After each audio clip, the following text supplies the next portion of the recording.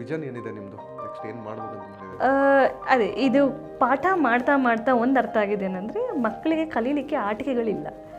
ಹಾಗಾಗಿ ಆಟಿಕೆಗಳ ಥರ ಆಟದ ರೂಪದಲ್ಲಿ ಕನ್ನಡ ಕಲಿತ್ರೆ ತುಂಬ ಅದು ಯಾವ ಲ್ಯಾಂಗ್ವೇಜ್ ಬೇಕಾದ್ರೂ ತೊಗೊಳ್ಬೋದು, ಲ್ಯಾಂಗ್ವೇಜ್ ಅಥವಾ ಸಬ್ಜೆಕ್ಟ್.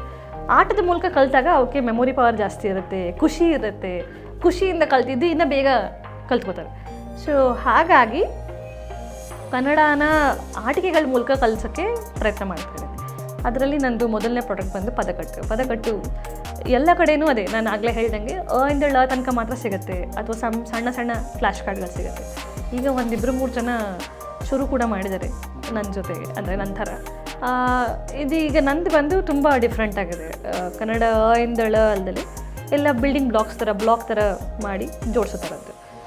ಇವಾಗ ಕರ್ನಾಟಕ ಮಾಡಲಿಕ್ಕೆ, ಕನ್ನಡ ಮಾಡ್ಬೋದು, ಕನ್ನಡ ಬರುತ್ತೆ, ಒತ್ತಕ್ಷರ ಇರಲ್ಲ, ನಾವು ಆಚೆ ಕಡೆ ಸಿಗುತ್ತೆ. ಇದರಲ್ಲಿ ಒತ್ತಕ್ಷರ ಇರುತ್ತೆ, ಕಾಗುಣಿತ ಸ್ವರ ಚಿಹ್ನೆಗಳಿದೆ. ಅದಲ್ಲದೆ ಪ್ರತಿ ವರ್ಗಕ್ಕೆ ಒಂದೊಂದು ಕಲರ್ ಕೊಟ್ಟಿದ್ದೀನಿ. ಕ ವರ್ಗಕ್ಕೆ ಒಂದು ಕಲರು, ಚ ವರ್ಗ, ಟ ವರ್ಗ, ತ ವರ್ಗ.